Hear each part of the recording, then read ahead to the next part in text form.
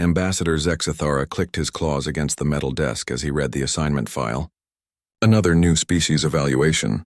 He had done this job for 30 years, visiting primitive worlds and deciding if their inhabitants were ready to join the Galactic Confederation. Most times the answer was no. The file was thin. Species name human, home planet Earth, technology level basic, recent conflicts detected on surface scans, standard evaluation required before membership consideration. Zexathara sighed. The same story every time. Some young species would discover faster-than-light communication, send out messages to the galaxy, and think they were ready to join the big leagues. They never were. Most couldn't even stop fighting each other long enough to have a proper conversation. The transport ship hummed quietly as it approached the blue and green planet. Zexathara looked out the window at the world below. It looked peaceful enough from space, but the scans told a different story. Recent signs of large explosions, unusual radiation patterns, and atmospheric disturbances that suggested major warfare in the past century. "Sir, we're receiving a communication from the surface," the pilot announced. The voice came through clearly, speaking in the common galactic language through their translation systems. "This is Earth Defense Command. Welcome to our system, Ambassador. We have prepared facilities for your visit and assigned guides to help with your evaluation." Zexathara was surprised. Most species barely managed a greeting. These humans seemed organized. "Thank you. Please direct us to your designated landing area." The ship touched down at a large flat area surrounded by buildings. Humans were waiting for them. Zexathara studied them through the window. They looked fragile compared to most galactic species. No natural armor, no enhanced limbs, no obvious weapons built into their bodies. Just soft skin and simple clothing. A human approached the ship as Zexathara stepped out. The creature was tall for its species, wearing a blue uniform with shiny metal decorations. "Ambassador Zexathara, welcome to Earth. I am General Martinez, your assigned guide. We hope your evaluation goes well." The human spoke confidently, looking directly at Zexathara without the fear or confusion most species showed when meeting their first galactic representative. Interesting, but not unusual for species with military backgrounds. "General, I will need to observe your military capabilities, interview your leaders, and review your strategic thinking. This process usually takes several weeks. Of course, we have prepared demonstrations and made our personnel available for interviews. Shall we begin with a tour of our facilities?" Zexathara followed the general through the base. Everything looked primitive by galactic standards. Their vehicles moved on wheels instead of floating. Their weapons fired metal projectiles instead of energy beams. Their soldiers wore heavy protective gear instead of personal shield generators. "How many wars has your species fought?" Zexathara asked as they walked. General Martinez paused. "That's a complicated question, Ambassador. If you mean major conflicts between nations, we've had hundreds. If you include all armed conflicts, the number would be much higher." "Hundreds?" Zexathara was surprised. Most species had only a few major wars before they either destroyed themselves or learned to live in peace.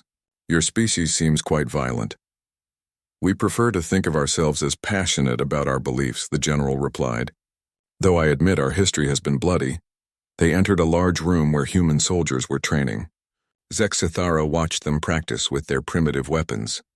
They moved well together, following orders quickly and efficiently. Their reflexes seemed faster than expected for such a basic species. "Show the ambassador our tactical simulation," General Martinez called out. The soldiers quickly set up a complex training scenario. Multiple teams had to work together to complete objectives while dealing with changing conditions.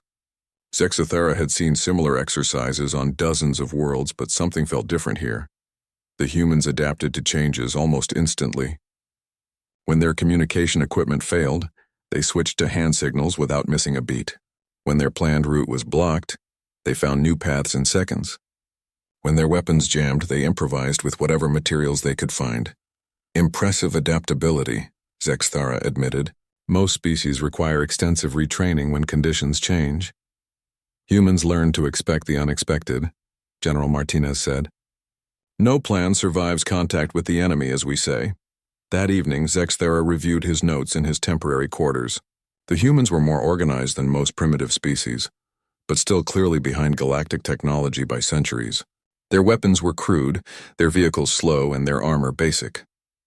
Yet something nagged at him. He had evaluated 43 species during his career. Most followed predictable patterns. They developed technology slowly, fought occasional wars over resources, and eventually either achieved peace or destroyed themselves. The humans seemed to fit this pattern, but the details felt wrong. Their soldiers were too adaptable. Their leaders too calm. Their responses too quick. For a species that had supposedly just achieved interstellar communication, they seemed remarkably unsurprised by contact with galactic civilization. The next morning brought more demonstrations. Human pilots showed off their atmospheric fighters, performing maneuvers that pushed their machines to the limits. Their ground forces conducted mock battles with complex strategies that impressed even Zex's thorough experienced eye. "Your tactics are quite sophisticated for such basic technology," he commented to General Martinez. "We've had a lot of practice," the general replied. "Necessity is the mother of invention, and we've had plenty of necessity." During lunch, Zexathara met with civilian leaders. They spoke about human culture, their hopes for joining the galactic community, and their desire for peace. They seemed genuine in their peaceful intentions, but Zexathara noticed something odd. Every human leader he met had the same look in their eyes. A kind of weariness that spoke of having seen terrible things. Most species produce that look only in their oldest veterans, but these humans all had it, even the young ones. "Tell me about your most recent major conflict," Zexathara asked the human president. The woman's expression grew serious. "The Second Global War ended about 80 years ago. It was extensive. We learned many hard lessons about the costs of conflict." "Global? Your entire planet was involved?" "Most of it, yes. We've worked very hard since then to find better ways to resolve our differences." Zexathara had never heard of a truly global war. Most species fought regional conflicts at worst. The logistics alone of coordinating warfare across an entire planet seemed nearly impossible for a primitive species. That night, he requested access to human historical records. The humans agreed quickly, perhaps too quickly. Most species tried to hide their violent pasts when seeking galactic membership. As he read through the files, Zexathara felt his first stirrings of unease. The humans had been fighting constantly for their entire recorded history. Not just occasional wars, but continuous conflict somewhere on their planet at almost all times. Yet they hadn't destroyed themselves. Somehow they had survived and even thrived through centuries of warfare. Their technology had advanced rapidly, their population had grown, and their civilization had become more complex even while fighting constant battles. The evaluation was supposed to be routine. Observe, interview, report, recommend. Zexathara had done it dozens of times before. But as he prepared for sleep in his quarters, surrounded by the peaceful sounds of the human base, he couldn't shake the feeling that something about this assignment was very different. The humans seemed too calm, too prepared, too experienced. Tomorrow he would dig deeper into their history and capabilities. He suspected he was going to find more than he bargained for. The morning brought rain to the human military base. Zexathara watched water run down his window as he prepared for another day of evaluation. He had spent the night reading human military manuals, and his unease had only grown stronger. Their tactical thinking was far more advanced than their technology suggested. The concepts they discussed, the strategies they outlined, the contingency planning they demanded, it all spoke of a species with extensive combat experience. General Martinez arrived promptly at the scheduled time. "Ready for today's demonstrations, Ambassador?"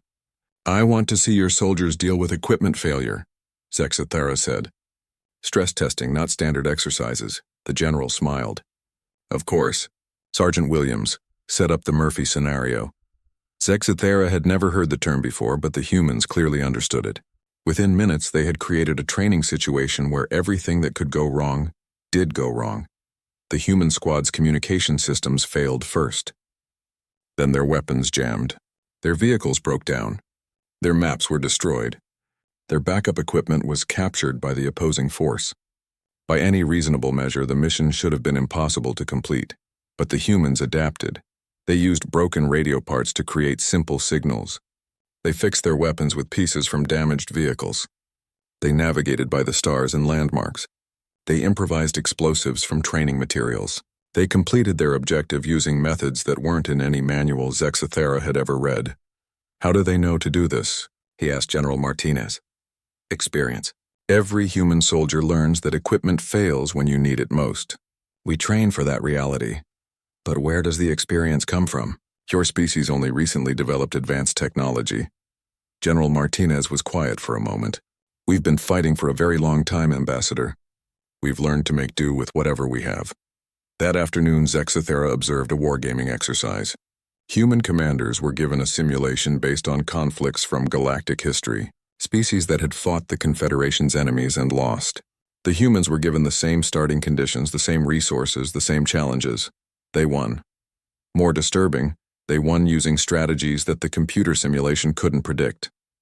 They divided their forces in ways that looked like mistakes, but turned into advantages. They retreated when they should have attacked and attacked when retreat seemed logical. They used their enemy's strengths against them in ways that violated standard military thinking. Your commanders show unusual creativity, Zexathera observed. War is creative destruction, replied Colonel Chen, the human officer running the exercise. The side that adapts faster usually wins. But these strategies aren't in your military manuals. The best strategies never are. You can't write a manual for thinking outside the box. Zexathera spent the evening reviewing the day's recordings. The humans had outperformed species with centuries more military experience. Their adaptability bordered on the impossible. Most concerning, they seemed to expect chaos and plan for it as a normal part of warfare. The next day brought a demonstration of human special forces. These soldiers were supposed to represent the elite of human military capability. Zexathera expected to see slightly better versions of what he had already observed. He was wrong. The Special Forces soldiers moved like they were born for combat. They communicated with tiny gestures that conveyed complex information. They anticipated each other's actions perfectly. When faced with impossible odds in the training scenario, they didn't retreat or surrender. They became more dangerous. Sergeant Peterson, explain your tactical thinking during the hostage rescue scenario, Zexathera requested after the exercise. The human soldier looked uncomfortable. Well, sir, standard doctrine says to wait for backup and negotiate. But the scenario was set up so we couldn't wait, so we had to get creative. Creative had involved using explosive charges to create multiple entry points simultaneously, coordinating a complex assault through hand signals alone, and completing the mission with 0 casualties despite being outnumbered 5-1. Where did you learn these techniques? Trial and error, mostly. Previous deployments. Training with older soldiers who learned from even older soldiers. That phrase stuck with Zexathera. Previous deployments. These humans were actively fighting somewhere. Their military wasn't theoretical. It was practical, tested, and constantly refined through actual combat experience. General Martinez, are humans currently engaged in military conflicts? The general chose his words carefully. We have peacekeeping operations in several regions, anti-terrorism activities, border security issues, the usual challenges of maintaining order. The usual challenges? Zexathera pressed. Most species achieve planet-wide peace before developing interstellar communication. We're still working on that. That evening, Zexathera requested access to current human news reports. What he found amazed him. The humans had dozens of ongoing conflicts around their planet. Small wars, insurgencies, territorial disputes, and other violence happening constantly. Yet their society continued to function. Their technology continued to advance. Their civilization continued to grow stronger even while parts of it were actively fighting. Most species either achieved complete peace or destroyed themselves trying. The humans had found a third option.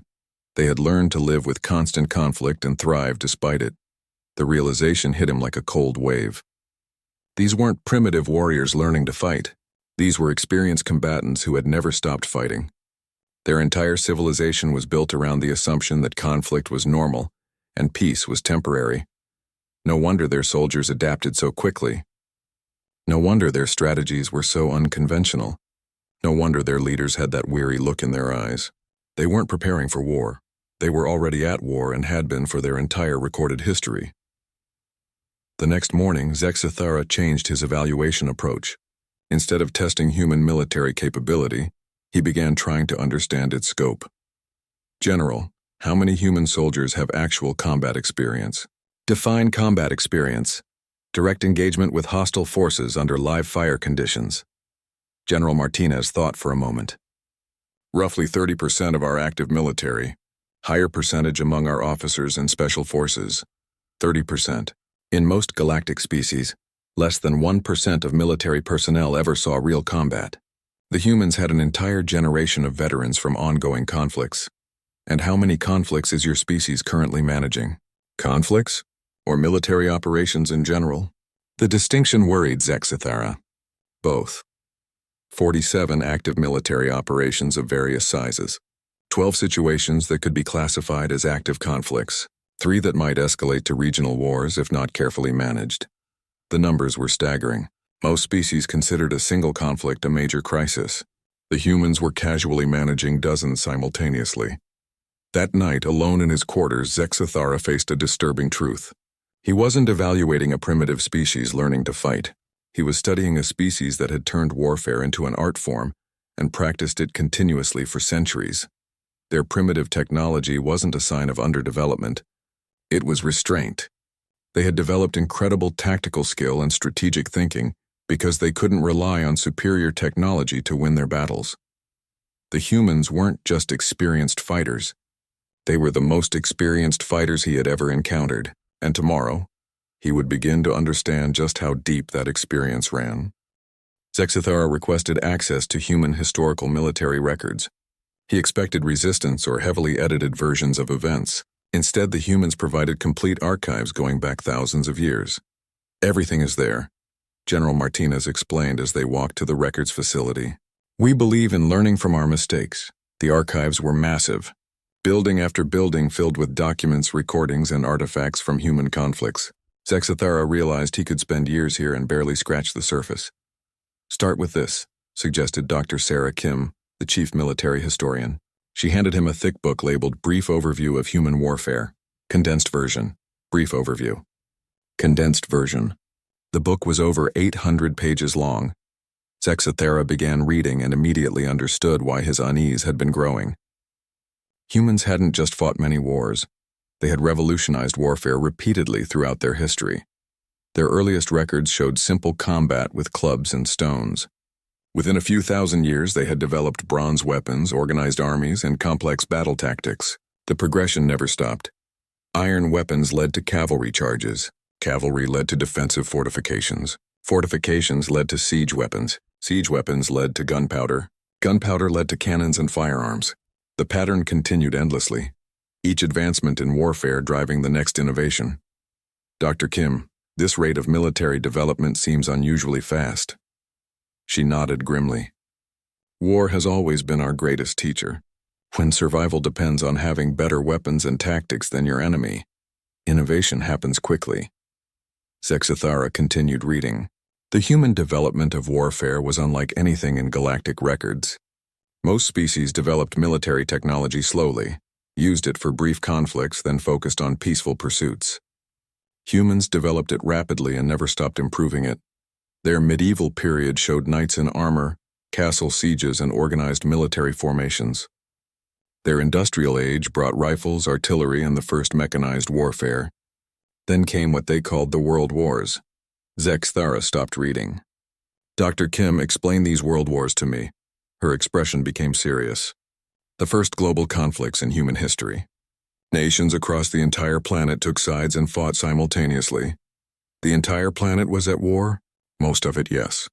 The First World War involved 32 nations and lasted 4 years. The second involved over 50 nations and lasted 6 years. Zexithara had trouble processing this information. Galactic records showed no other species had ever achieved global warfare. The logistics alone seemed impossible without advanced technology. How many humans died in these conflicts? First World War, approximately 17 million.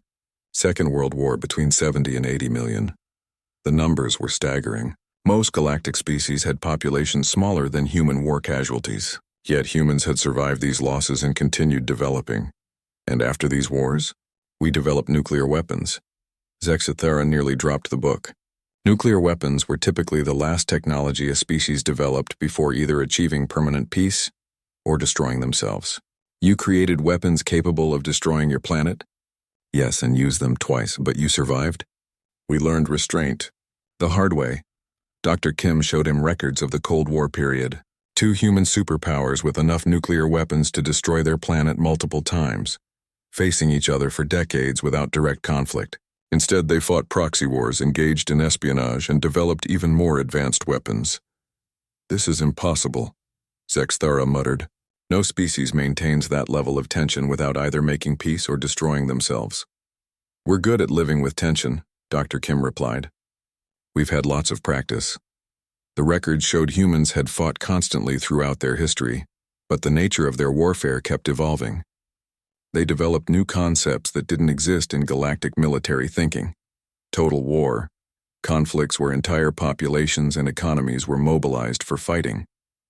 Guerrilla warfare, small groups using unconventional tactics against larger forces. Psychological warfare, attacking enemy morale and decision-making. Economic warfare, destroying enemy resources without direct military engagement. These concepts aren't in Confederation military doctrine, Zexthara observed. "That's because most species don't fight long enough to develop them," Dr. Kim explained. "These are innovations born from centuries of continuous conflict." Zexthara spent days reading through human military history. Each period brought new innovations driven by the necessity of gaining advantages over human enemies. Their development wasn't theoretical. It was practical knowledge gained through endless trial and error. They had invented combined arms tactics, coordinating different types of military units for maximum effectiveness. They had developed intelligence-gathering networks that spanned continents. They had created military academies that studied warfare as a science. Most disturbing were their records of innovation during conflicts. Humans didn't just fight with existing weapons. They invented new ones while fighting. Their Second World War had started with bolt-action rifles and ended with jet aircraft and nuclear weapons. Dr. Kim, "This rate of innovation during active warfare is unprecedented. Necessity breeds invention. When you're fighting for survival, you find ways to improve quickly." The more Zexthara read, the more he understood why human soldiers seemed so adaptable. They came from a military tradition that expected rapid change and rewarded creative thinking. Their entire approach to warfare was built around the assumption that old methods would become obsolete quickly. Their military education focused on principles rather than specific techniques. Their training emphasized problem-solving over memorization. Their commanders were taught to think independently rather than follow rigid procedures. "Your species has been at war for its entire recorded history," Zexthara finally said. "Not continuously," Dr. Kim corrected. "We've had periods of relative peace. They just never lasted very long." "How long?" "The longest period of global peace was about 50 years. Most peaceful periods lasted 10 to 20 years before conflicts resumed." Zexthara realized he was looking at something unprecedented in galactic history, a species that had survived continuous warfare for thousands of years and had become incredibly sophisticated at it as a result. Their primitive technology wasn't a sign of limited development. It was evidence of restraint learned through bitter experience. They had the knowledge to build weapons that could destroy their planet, but had chosen not to. "Why haven't you destroyed yourselves?" he asked. Dr. Kim was quiet for a long moment. "Because we learned that some victories aren't worth winning. We've seen what total war looks like, and we've chosen to find other ways." That evening, Zexthara sat in his quarters surrounded by human military texts. These weren't the records of a primitive species learning to fight. These were the accumulated wisdom of the most experienced warriors in the galaxy. Humans had fought every type of conflict imaginable. They had developed tactics for every terrain, every technology level, every strategic situation. They had created military concepts that other species had never needed to invent. Most frightening, they had done all of this while fighting each other. Every innovation, every tactic, every strategy had been tested against other humans who were equally creative and equally desperate to win. Tomorrow, he would request access to their most recent conflicts and their current military thinking. He suspected what he found would be even more disturbing than their history. The humans weren't just experienced fighters. They were fighters who had been forced to constantly evolve their methods against equally skilled opponents. They had turned warfare into a science and practiced it for millennia, and now they wanted to join the galactic community. Zexthara couldn't sleep. The weight of human military history pressed on his mind like a heavy stone. 3 days of reading their records had shown him a species unlike any other in the galaxy. But questions remained that worried him more than the answers he had already found. He made a decision that violated evaluation protocols. He would run a classified simulation using human capabilities data. The simulation he chose was the most restricted in Confederation archives, the Void Devourer scenario. The Void Devourers were an extinct machine intelligence that had once consumed entire star systems. It had taken the combined might of the entire Confederation over 1,000 years to finally destroy them. The simulation was used to test how well different species might perform against a similar threat. Most species failed within days. Even advanced Confederation members rarely lasted more than a few months in the simulation. Zexathera input human military data into the system. Their technology levels, their tactical thinking, their adaptability measures, their historical combat performance. The computer would create a virtual human civilization and pit it against simulated Void Devourers. Beginning simulation, the computer announced. Human civilization parameters loaded. Void Devourer threat initiated. The holographic display showed human space under attack.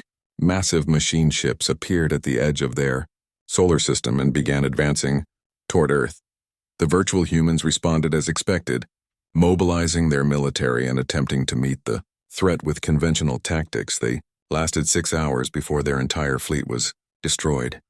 But then something unexpected happened. Instead of surrendering or panicking, the simulated humans began adapting. They analyzed the wreckage of their destroyed ships and quickly determined how Devourer weapons functioned. Within days, they had developed countermeasures. When those countermeasures proved insufficient, they developed new ones. The Devourers destroyed human colonies, but the humans used the time those sacrifices bought to evacuate populations and establish hidden bases. They began building new weapons designed specifically to fight machine intelligences. Computer. Increased Devourer aggression to maximum parameters. The machine intelligence responded by deploying planet-killer weapons. Entire human worlds disappeared in bursts of destructive energy. Any reasonable species would have surrendered or gone extinct. The humans dispersed. They abandoned fixed positions and became nomadic. They hid in asteroid fields, built bases inside dead planets, and created mobile fleets that never stayed in one place long enough to be targeted. Then they began hunting isolated Devourer units. How are they doing this? Zexathera muttered, watching the display. The humans were developing tactics specifically designed to fight an enemy they had encountered only days earlier in the simulation. They attacked Devourer supply lines and communication networks. They captured machine technology and reverse-engineered it faster than should have been possible. They created viruses designed to corrupt machine intelligence. Most disturbing, they began using the Devourer's own characteristics against them. The machines were logical and predictable. The humans became deliberately illogical and unpredictable. They would retreat when they should attack, then attack when retreat seemed certain. They would sacrifice valuable resources to protect seemingly worthless positions, then abandon strategic locations without fighting for them. Their behavior confused the machine intelligence's predictive algorithms. Computer analysis of human tactics. Human forces are employing strategies not found in Confederation databases. They appear to be innovating new military concepts in real time. 6 months into the simulation, the humans achieved something no other species had managed. They stopped losing. The tide of battle stabilized as human innovation matched Devourer adaptation. 1 year into the simulation, the humans began winning. They had developed weapons that could destroy Devourer ships. They had created tactics that could predict machine behavior. They had built new technologies based on captured enemy equipment, but they didn't stop there. The simulated humans began improving their society's entire approach to warfare. They reorganized their government for maximum efficiency during conflict. They restructured their economy to support continuous innovation. They created educational systems designed to produce strategic thinkers. Computer. Project final outcome of simulation. At current rates of adaptation, human forces will achieve total victory over Void Devourers in approximately 2 years. 8 months. Zexathera stared at the display. The humans weren't just surviving the greatest threat in galactic history. They were winning. And they were winning by becoming something terrifying. The simulated human civilization had transformed itself into a perfect war machine. Every aspect of their society was focused on defeating the Devourers. They had sacrificed billions of lives and dozens of worlds, but they had never stopped fighting and adapting. Computer, analyze human post-victory capabilities. The analysis made Zexthera's blood run cold. The humans who emerged victorious from the Devourer War weren't the same species that had entered it. They had become something harder, more ruthless, and infinitely more dangerous. Their technology had advanced by centuries in just a few years. Their military thinking had evolved beyond anything in Confederation records. Their society had been reorganized around the principle that survival required constant preparation for total war. The victorious humans in the simulation possessed weapons that could threaten the Confederation itself. More frightening, they had developed the tactical thinking and strategic experience to use those weapons effectively. Computer, probability that post-victory humans would pose a threat to Confederation security. Analyzing, probability 87%. Zexthera ended the simulation with shaking hands. He had meant to test how humans might perform against an extinction-level threat. Instead, he had discovered that fighting such a threat would transform humans into an even greater danger. The simulation results were classified at the highest levels for good reason. Any species capable of defeating the Void Devourers would necessarily become incredibly militarized and technologically advanced. The humans had not only achieved this in the simulation, they had done it faster than any other species tested. But the real horror was what this said about human nature. They hadn't just fought the Devourers, they had enjoyed it. The simulated humans had thrown themselves into the conflict with enthusiasm that bordered on obsession. They had found ways to win that other species would never attempt because they required sacrifices other species wouldn't make. Zexthera spent the night reviewing the simulation data. Every analysis confirmed his fears. Humans possessed an unusual combination of adaptability, ruthlessness, and creative thinking that made them incredibly dangerous under pressure. The evaluation protocols required him to recommend whether humans should be accepted into the Confederation, quarantined from galactic civilization, or eliminated as a potential threat. None of these options seemed adequate for what he had discovered. Acceptance would bring a species into the Confederation that could eventually threaten its existence. Quarantine would only delay the problem until humans developed interstellar travel independently. Elimination would require destroying a species that hadn't actually done anything wrong. But there was a fourth option that wasn't in the official protocols. The Confederation had enemies. The Void Devourers were gone, but other threats existed.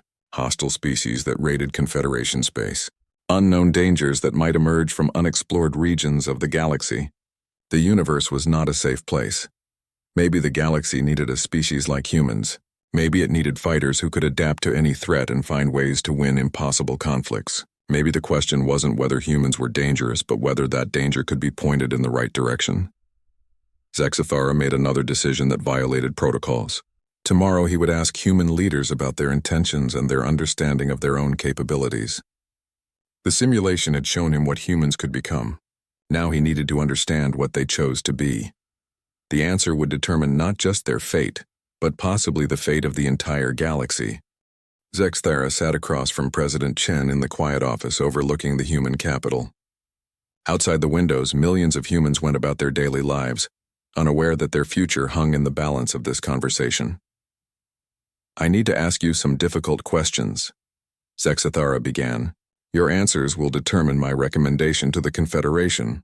President Chen nodded. "We understand the stakes, Ambassador. Ask what you need to ask.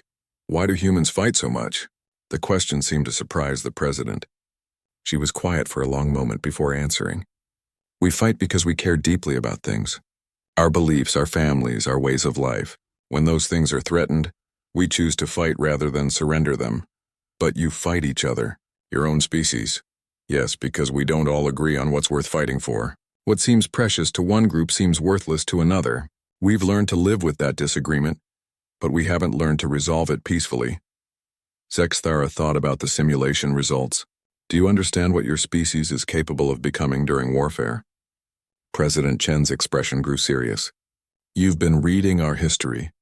You've seen what we become when we're truly threatened." "Yes, we understand. Then why don't you stop fighting? Because the alternative is worse." "Explain." President Chen stood and walked to the window. "Ambassador, Have you ever studied species that achieved perfect peace? Zexathara nodded. Several species in the Confederation had eliminated all internal conflict centuries ago. We have too. They're all the same in the end. Peaceful, stable, and stagnant. They stop growing, stop innovating, stop pushing boundaries. They become content with what they have and never strive for what they could become. That sounds preferable to constant warfare. Does it? President Chen turned back to face him. Those peaceful species. How do they react when faced with real threats? External enemies? Existential challenges? Zexathara thought about the simulation. Most peaceful species failed quickly when faced with serious opposition. They struggled to adapt because they've forgotten how to fight. They've forgotten how to innovate under pressure. They've forgotten how to make hard choices and accept terrible costs. President Chen sat back down. We've chosen a different path. A path of constant conflict. A path of constant growth. Yes, we fight each other, but every conflict teaches us something. Every struggle makes us stronger. Every challenge forces us to become better than we were. Zexathara felt a chill. Better at what? Everything. Fighting, yes, but also thinking, adapting, surviving. We don't fight because we enjoy violence. We fight because it's the only way we know to keep improving. That's a dangerous philosophy. The universe is a dangerous place, Ambassador. Your confederation exists because you've built enough strength to protect yourselves. We're just taking a different approach to building that strength. Zexathara leaned forward. I ran a simulation. Your species against the Void Devourers. President Chen's eyes sharpened. And you won. But what you became in the process? Zexathara paused. It terrified me. Good. The simple answer shocked him. Good? Ambassador, do you know why we're really seeking Confederation membership? To join galactic civilization. To share in the benefits of interstellar cooperation. President Chen shook her head. We've been monitoring galactic communications for decades. We know about the threats you face. The hostile species at your borders. The unexplored regions where dangerous things might be hiding. The constant struggle to maintain peace in a universe full of predators. Zexathara felt pieces clicking together in his mind. You want to help us fight? We want to do what we do best. We want to be the soldiers the galaxy needs when peaceful solutions aren't enough. But if you become too militarized, too focused on warfare, we become a threat to the very thing we're trying to protect. Yes, we know. President Chen's expression was sad. That's why we need the Confederation as much as you might need us. Explain. You'll be our conscience, our reminder of what we're fighting to preserve.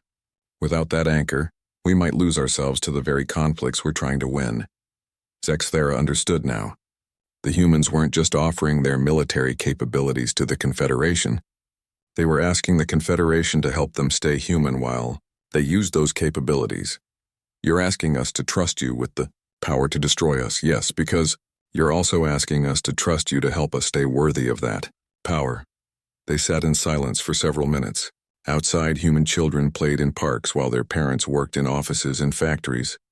A normal civilization living normal lives, built on top of the most sophisticated military tradition in the galaxy. There's something else, President Chen said quietly. Something you need to understand about us. What? We know what we're capable of becoming. We've studied our own history. We've seen what happens when we unleash our full potential for warfare, and it scares us more than it scares you. Zexathara looked at her face and saw the same weariness he had noticed in every human leader. But now he understood what it was. It wasn't just exhaustion from past conflicts. It was the burden of knowing what they might have to become. Every human leader carries that knowledge, President Chen continued. Every general, every soldier, every citizen who studies our history. We know that if we're pushed far enough, we'll sacrifice anything to win. And we know that might include everything we claim to be fighting for. Then why take the risk? Because someone has to. The galaxy needs guardians who can make the choices that peaceful species can't make. Who can pay the prices that civilized societies won't pay. We're volunteering for that role. Zexathara spent his final day on Earth visiting ordinary human communities. Schools where children learned about both art and military history. Hospitals where doctors saved lives while studying combat medicine. Factories where workers built peaceful products using techniques developed for warfare. Humanity was a species living with profound contradictions. They were peaceful people who had mastered warfare. They were gentle parents who taught their children to fight. They were dreamers who prepared for nightmares. Most disturbing and most hopeful, they were self-aware about these contradictions. They knew what they were and what they might become. They chose their path deliberately, with full knowledge of its costs and benefits. That evening, Zexithera filed his report. He recommended acceptance of humanity into the Confederation, with immediate integration of human military advisors into Confederation defense forces, not because humans were harmless, but because they were controllably dangerous. The classified addendum, which only the highest Confederation leadership would read, contained a different recommendation. When the next Void Devourer-level threat emerged, and it would emerge, because the universe was full of such threats, the galaxy would need species capable of making impossible choices and winning impossible wars. Humanity should be those guardians. They were volunteers for the job no one else wanted and everyone else needed done, but the galaxy should also watch them carefully. The line between guardian and conqueror was thin, and humans had the capability to cross it. Zexithera returned to his ship, haunted by what he had learned. Somewhere in the galaxy, there was a species that could save everyone or destroy everything, and they had consciously chosen to become exactly that. Every night since his return, he wondered if that choice would hold. And every morning, he was grateful that someone had been willing to make it. The universe was a dangerous place. Now it had dangerous guardians to match. Thank you for watching and comment for next part.